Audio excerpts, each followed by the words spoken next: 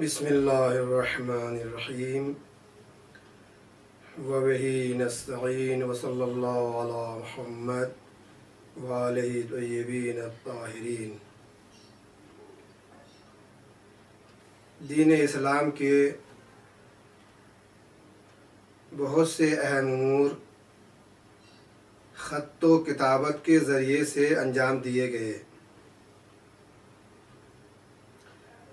جیسا کہ صدر اسلام میں رسول اسلام صلی اللہ علیہ وآلہ وسلم نے بہت سے خطوط ارسال فرمائے، جیسا کہ حبش کے بادشاہ کو خط لکھا، نصرائے نجران کے نام خط لکھا اور دیگر بادشاہوں کے نام حضرت صلی اللہ علیہ وآلہ وسلم نے خطوط ارسال فرمائے، جس میں آپ نے انہیں اسلام کی دعوت دی۔ جیسے کہ خود نصرائے نجران کو جب خط لکھا اور اس کے نتیجے میں مباہلہ کیا گیا، مباہلے کی تاریخ رکھی گئی اور آپ نے اس میں جیت حاصل کی، یعنی اسلام کی جیت ہوئی۔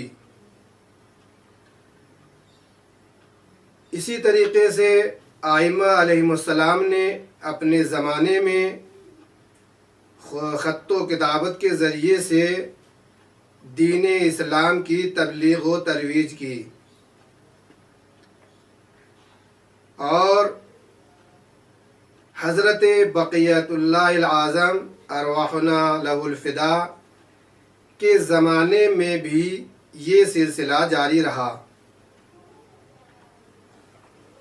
خطوط کے قسم میں سے ایک قسم توقیع ہے، جو امام زمانہ عجل اللہ تعالی فرجہ شریف نے جاری کی۔ اس کا طریقہ یہ ہوتا ہے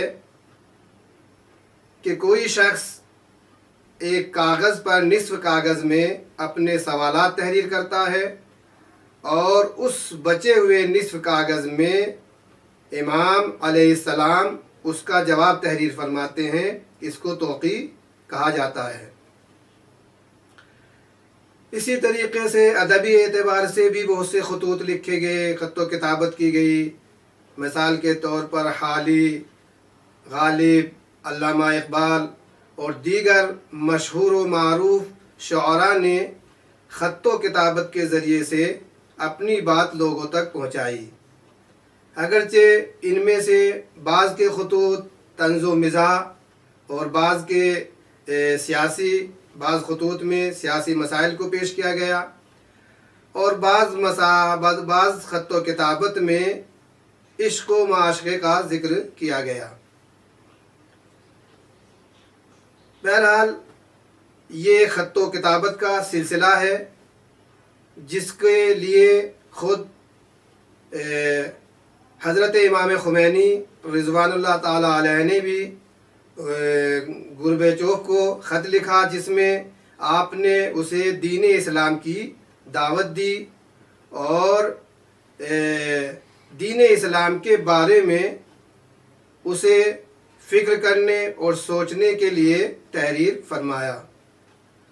اور یہی سلسلہ جب آگے بڑھتا ہے تو رہبر معظم حضرت آیت اللہ العظمیٰ سید علی خامنئی حفظ اللہ نے بھی یورپ کے جوانوں کے نام خط لکھے، جن میں آپ نے وہاں کے جوانوں کو دین اسلام سے آشنائی کے لیے تلقین کی اور اس کی خوبیاں بیان فرمائی۔ بہرحال ان تمام چیزوں کو نقل کرنے کا اور بیان کرنے کا مقصد ہمارا یہ ہے کہ امام حسین علیہ السلام نے بھی کچھ خطوط ارسال فرمائے اور بعض خطوط ان کے پاس لکھے گئے۔ آپ نے اپنے خطوط کے ذریعے، اپنی نصیحتوں کے ذریعے دین اسلام کی تبلیغ و ترویج کی اور اس کی صحیح صورت اور صحیح شکل لوگوں تک پہنچائی۔ لہذا محرم 1400 ہجری میں چونکہ عزاداری کرونا کی وجہ سے ایک نئی شکل میں انجام دی جا رہی ہے، لہذا ہم نے اس کے عشرہ اولیٰ میں اپنا موضوع خط و کتابت کو قرار دیا ہے۔ اس میں انشاءاللہ ہم بیان کریں گے کہ امام حسین علیہ السلام کے پاس جو خطوط لکھے گئے وہ کون افراد تھے اور امام علیہ السلام نے اس کا کس طرح جواب دیا، اور آپ کے ان خطوط میں کس کس موضوع کو بیان کیا گیا۔ آج محرم کی چاند رات میں ہم نے یہ موضوع آپ تک پہنچایا ہے تاکہ اسی موضوع کے ذریعے سے ہم اپنے اس عشرہ اولیٰ کی تقریروں کو آگے بڑھا سکیں۔ وصلی اللہ علی محمد وآلہ محمد۔